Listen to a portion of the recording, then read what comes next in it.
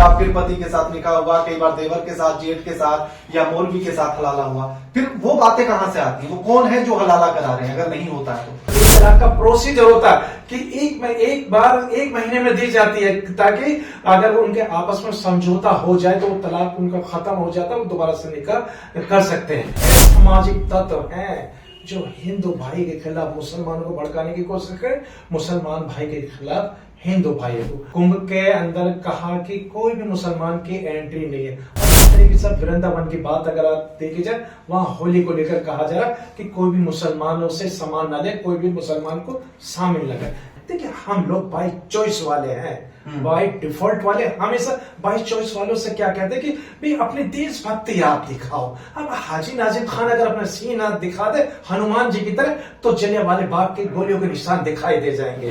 तो फिर भी हम तो ये कहते हैं कि देखिए, आप जलियांवाले बाग के गोलियों के निशान तो आप देख लेंगे, और हमारे बुजुर्गों की जो शहादतें हैं उनको भी आपको देखना, क्योंकि आप मेरठ से लेकर यहाँ दिल्ली तक जितने उलेमा को ब्रिटिश हुकूमत ने फांसी के फंदों पर लटकाया था, उससे ज्यादा आज तक कोई नहीं लटका। ये हमारे उलेमाओं ने इस मुल्क को आजाद कराने के लिए कुर्बानियां दी। माफी वीर की औलाद और जो गोडसे को अपना सब कुछ मानते हैं, उन्हीं की औलाद है। वो चाहते हैं कि भाई नफरत फैलाई जाए, भाई नफरत। और वो जब इस तरीके की नफरत फैलाते तो हमारा हिंदू भोला भाला जो भोले जी का रूप है, बिल्कुल वो भटक जाता है कहीं ना कहीं। देखिए, अब एक बात बताइए, अब संविधान तो देखिए सब लोगों के लिए, चाहे वो हिंदू हो, मुस्लिम हो, सिख हो, ईसाई, सबके लिए संविधान है। और देखिए, कुरान तो सिर्फ मजहब इस्लाम को मानने वालों के लिए। नमस्कार, मैं आपके साथ के राणा और हमारे साथ मौजूद हैं हाजी नाजिम जी।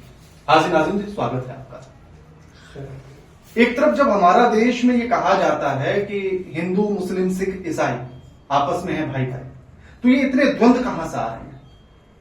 हाँ, देखिए, भारत के अंदर कल भी हिंदू, मुस्लिम, सिख, ईसाई भाई थे, आज भी है, और इंशाल्लाह तब कयामत आएगी जब भी भाई रहेंगे। कोई इसमें मनमुटाव वाली बात नहीं हो सकती। लेकिन कुछ असामाजिक तत्व हैं जो हिंदू भाई के खिलाफ मुसलमानों को भड़काने की कोशिश करे, मुसलमान भाई के खिलाफ हिंदू भाइयों को। तो देखिए, हाँ, ये कौन लोग हैं जो भड़का रहे हैं एक दूसरे को? हाँ, देखिए, ये वही लोग हैं जो मुसलमान का बहिष्कार करने की बात करते हैं। जिस तरीके से कुंभ के मेले की बात अगर देखी जाए, कुंभ के अंदर कहा कि कोई भी मुसलमान की एंट्री नहीं है। अब जिस तरीके से वृंदावन की बात अगर आप देखी जाए, वहां होली को लेकर कहा जा रहा कि कोई भी मुसलमानों से सामान न ले, कोई भी मुसलमान को शामिल न करे। लेकिन हाँ, ये कौन कह रहा है? मैं वही पूछना चाह रहा हूँ कि ये सरकार कह रही है?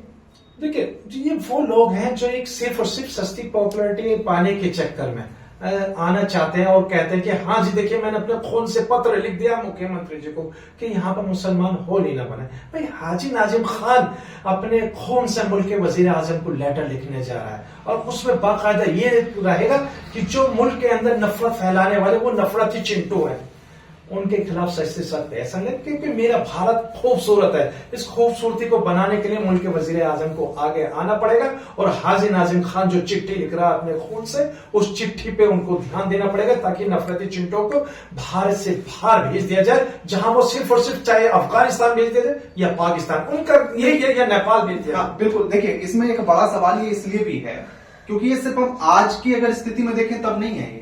अगर हम थोड़ा सा इतिहास के पन्नों को पलटने की कोशिश करें तब ये चीजें नजर आती हैं।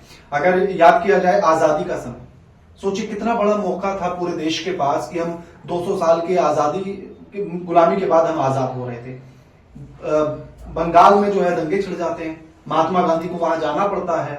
तो ये जो धर्म के आधार पर जो दंगे होते हैं, जो नफरत फैलती है, ये कैसे खत्म होगी और ये कौन है जो इसे फैलाते हैं?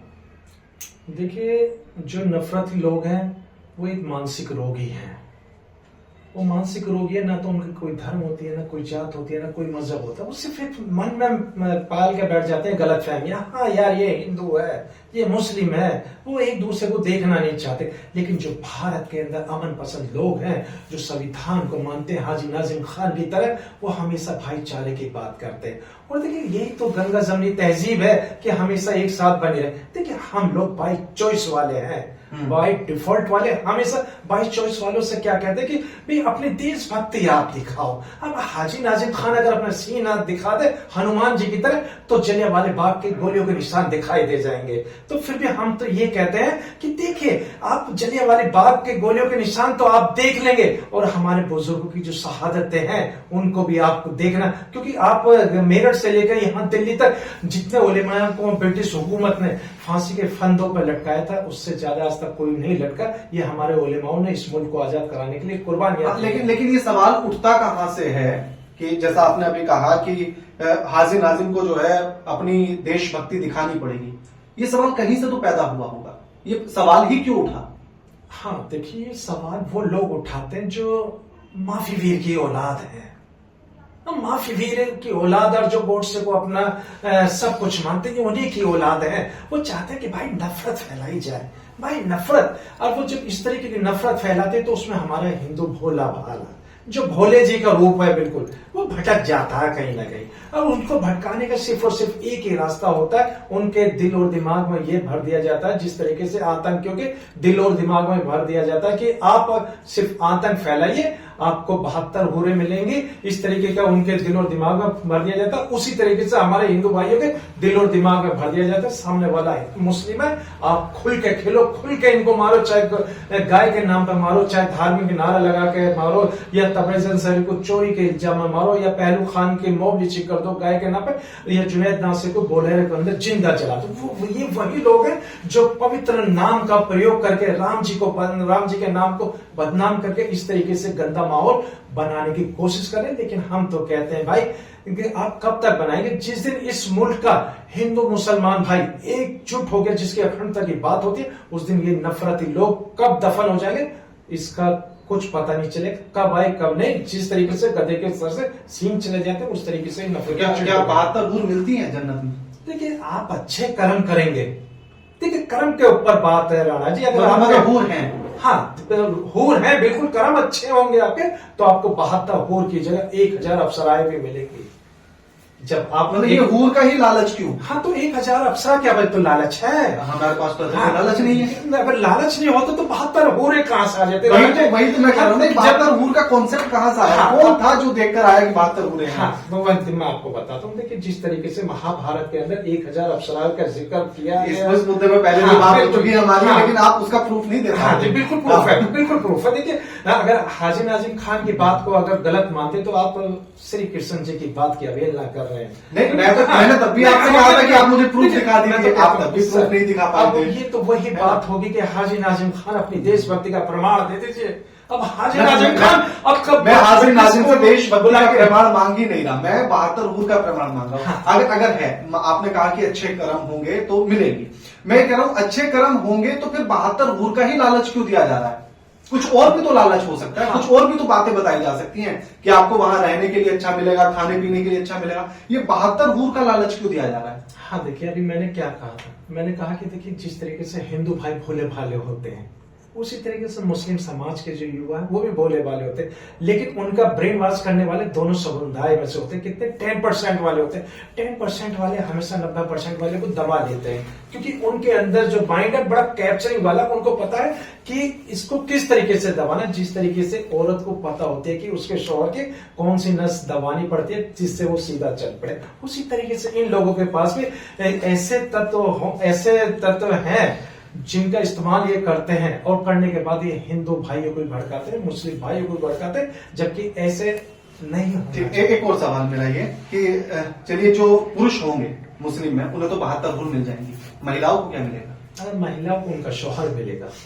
तो उन्हें सिर्फ शौहर क्यों? हाँ शौहर इसलिए देखिए शौहर के जो बताते हैं कि खुदा के बाद अगर दुनिया के अंदर अगर सजदा औरत को होता तो उसके शौहर का होता, लेकिन ये सजदा सिर्फ और सिर्फ अल्लाह के लिए करा गया। और देखिए मर्द का तो इतना बड़ा मकाम बनाया गया है कि जिसको अगर आप देखें राणा जी, श्री राम जी के रूप में भी पूजा जाता है। और देखिए पैगंबर इस्लाम कि जो है मोहम्मद साहब, उन्होंने जिस तरीके से पूरी दुनिया के अंदर एक बात बताई गई है, तो देखिए हाँ बिल्कुल राम के रूप में भी पूजा जाता है, लेकिन हमारे यहाँ सीता माता को भी पूजा जाता है, दुर्गा माता को भी पूजा जाता है, माता गौरा पार्वती को भी पूजा जाता है।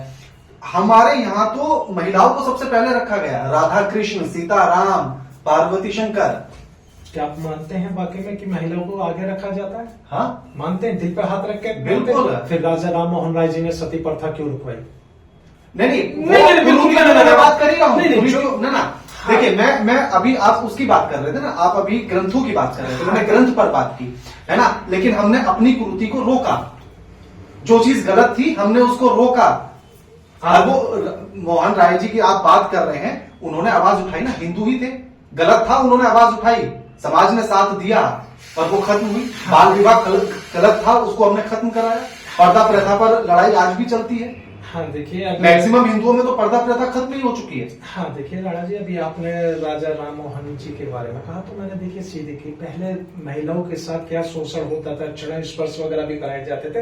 हाजी नाजिम को ये बताने की जरूरत नहीं, क्योंकि हाजी नाजिम खान जब बताएगा तो मेरे हिंदू भाइयों की आस्था को ठेस पहुंचेगी, लेकिन मैं किसी की आस्था को ठेस नहीं पहुंचाना चाहता। दूसरी बात, हाँ देखिए, महिलाओं को सुरक्षा दी गई, लेकिन इसका मिशन किसने उठाया? हजरत टीपू सुल्तान रहमतुल्लाह अलैहि ने, क्योंकि उन्होंने शुरुआत करी थी महिलाओं को बचाने के, हिंदू महिलाओं को, क्योंकि जो सती प्रथा के नाम पर उनको उनके शोहर खत्म होने के बाद उनको भी उन्हीं के साथ अंतिम संस्कार कर दिया जाता था, जिंदा जला दिया जाता था।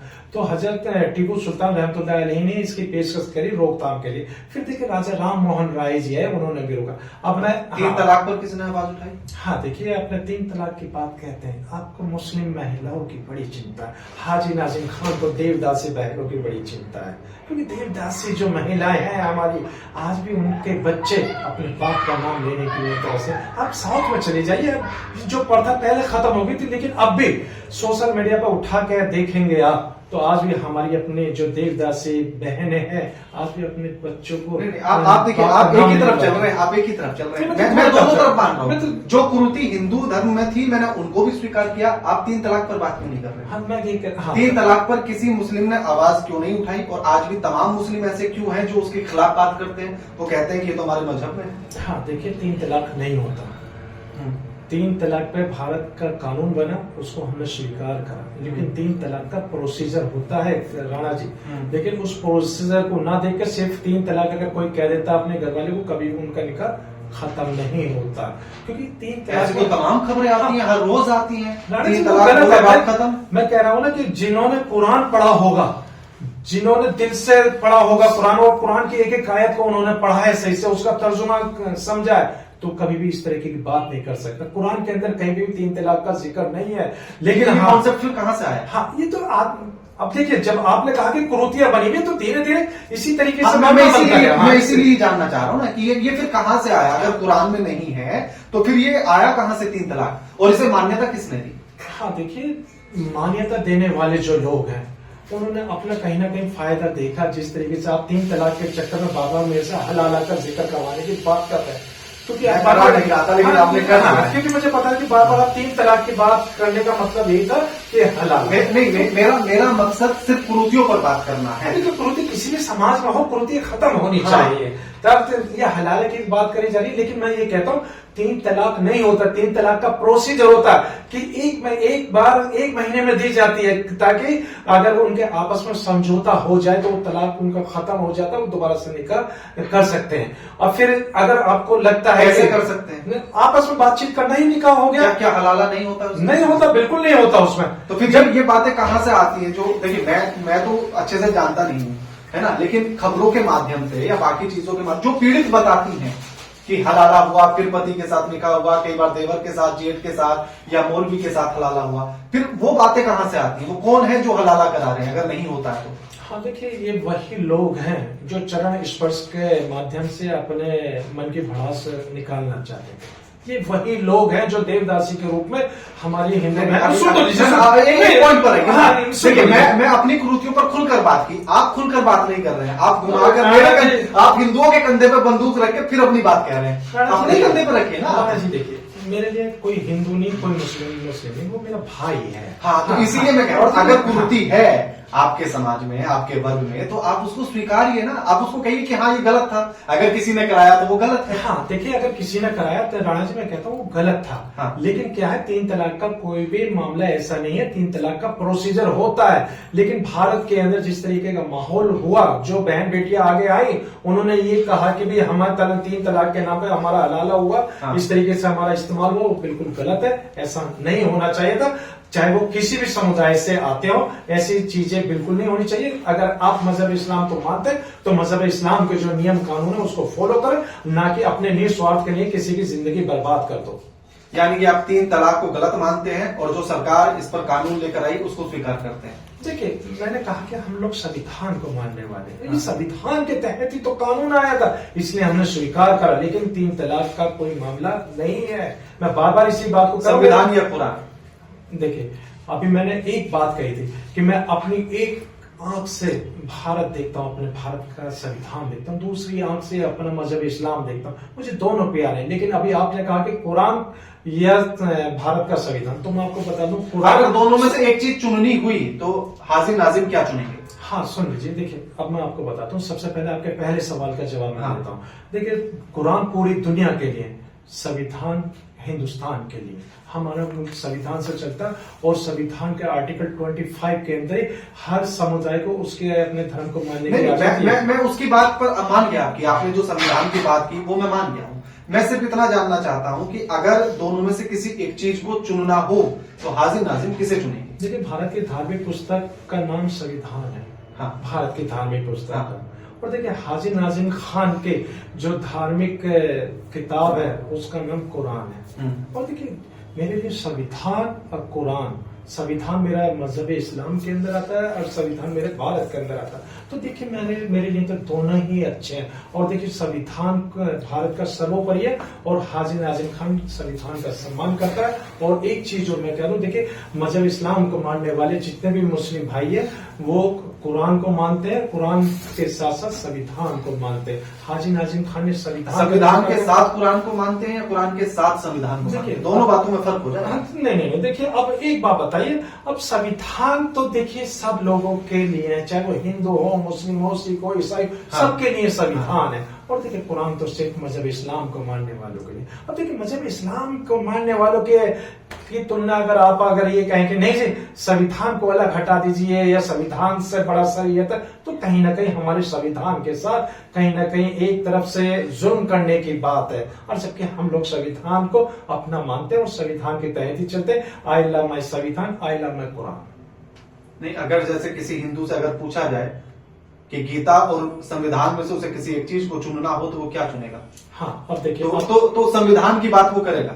अब आप उस तरह की बात क्यों नहीं कर रहे? हाँ देखिए राणा जी, अब देखिए, आप बार बार कुरान की बात कर रहे हैं। देखिए, मैं कहता हूं कि राम जी और संविधान में आप जवाब दे दीजिए, आप सबसे पहले किसे चुनेंगे? आपकी नजर में कौन सा बड़ा है? मैं तो संविधान चुनूंगा। तो इसका मतलब आप राम विरोधी हैं? नहीं, मैं विरोधी हुई नहीं, मैं विरोधी हुई नहीं। तो आप राम जी को इग्नोर करके आप संविधान की बात? मेरे लिए देश बड़ा है। हाँ, देश बड़ा है ना? हाँ, मेरे लिए देश बड़ा है। हाँ, अब बात आई, आपके लिए देश बड़ा, इसका हाँ। मतलब आप राम जी को नहीं मानते। आप नहीं, देखिए, अब आप इसको गलत लेकर राणा जी, इसका मतलब आप गलत लेकर आप गलत, क्योंकि देखिए, राम जी को नहीं मानते। ना, राम जी को, देखिए, राम मेरे भीतर है, राम मेरे भीतर है, शिव मेरे भीतर है। तो यही बात अगर और मैं देश के भीतर हूं, और मैं देश के भीतर हूं, तो मेरे लिए देश बड़ा है। राम तो मेरे अंदर विराजमान है। अब यही उनको साथ लेकर चलने की जरूरत नहीं है के राणा को। अब राणा जी, अगर हाजी नाजिम खान बाबर अपने, हाँ, तो हाजी नाजिम कहे ना कि कुरान मेरे भीतर है और देश को मैं मानता हूँ, तो बात बराबर हो जाए। देखिए, हाजी नाजिम खान ने अपनी देशभक्ति का बाबा प्रमाण देने की कोशिश करी, लेकिन आप शायद मेरे देशभक्ति के प्रमाण को स्वीकार नहीं कर पा रहे, क्योंकि आप जानते हैं कि हाजी नाजिम खान वो देशभक्त जिन्होंने ब्रिटिश हुकूमत को घुटने टिका दिए थे। हाजी नाजिम खान उन्हें पूर्वजों के औलाद है। ठीक है, वक्फ बोर्ड को लेकर और सनातन बोर्ड को लेकर चर्चा चली है, तो सनातन बोर्ड अगर बनता है तो उसके समर्थन में हाजी नाजिम है। हाँ देखिए, हमारे हिंदू भाइयों को देखिए हक मिलना चाहिए। चाहे सनातन बोर्ड के नाम पे मिलना चाहिए। ये जो गरीब तबका है, जो 80,000 लोग, माफी चाहूंगा 80 करोड़ जो लोग हैं जो फ्री का राशन ले रहे हैं, उनको भी रोजगार मिलना चाहिए। मैं हाजी नाजिम खान तो दोनों के बारे में सोचा था कि 80 करोड़ लोगों के लिए इसलिए कहा, उसमें मुस्लिम भी हो सकता है, उसमें हिंदू भी, सब कम्युनिटी हो सकती है। 80 करोड़ लोगों को भी रोजगार मिलना चाहिए। और रही बात है कि बार बार जो आप जिक्र कर रहे हैं, तो मैं आपसे सिर्फ ये कहूंगा कि मेरे मुल्क का संविधान बड़ा खूबसूरत है और हाजी नाजिम खान अपने संविधान को मानता है और संविधान के आर्टिकल 25 के माध्यम से अपना रिलीजियस मानता है। नहीं, मैं उससे उस पर बात कर रहा था कि अगर सनातन बोर्ड बनेगा तो क्या हाजी नाजिम उसका समर्थन करेंगे? हाँ, मैंने तो कहा कि हिंदू भाइयों का हक मिलना चाहिए। बोर्ड को लेकर जो कहा जा रहा है उसमें कोई बदलाव की बात हुई तो उनको क्या स्वीकारते हैं हाजी नाजिम? देखिए, वक्फ बोर्ड पे अगर आप करेंगे तो उसमें आपको दिखेगा कि सरकार के ही नुमाइंदे होते हैं जो वक्फ बोर्ड के चेयरमैन को। तो हाजी नाजिम अगर कहेगा तो सारा उनका लिखा चोखा सब सामने आ जाएगा। लेकिन मैं सिर्फ ये कहता हूँ कि सनातन बोर्ड की तो मांग तो कर रहे हैं वो लोग, लेकिन वक्फ बोर्ड खत्म करने की बात करते हैं। तो भाई, जब आप शुरू में भेदभाव वाली बातें करेंगे तो ना तो आप सनातन बोर्ड बना पाएंगे, ना वक्फ बोर्ड को आप कभी खत्म कर पाएंगे। ठीक है, शुक्रिया आपका हाजी नाजिम जी हमारे साथ जुड़ने के लिए और तमाम बातचीत करने के लिए।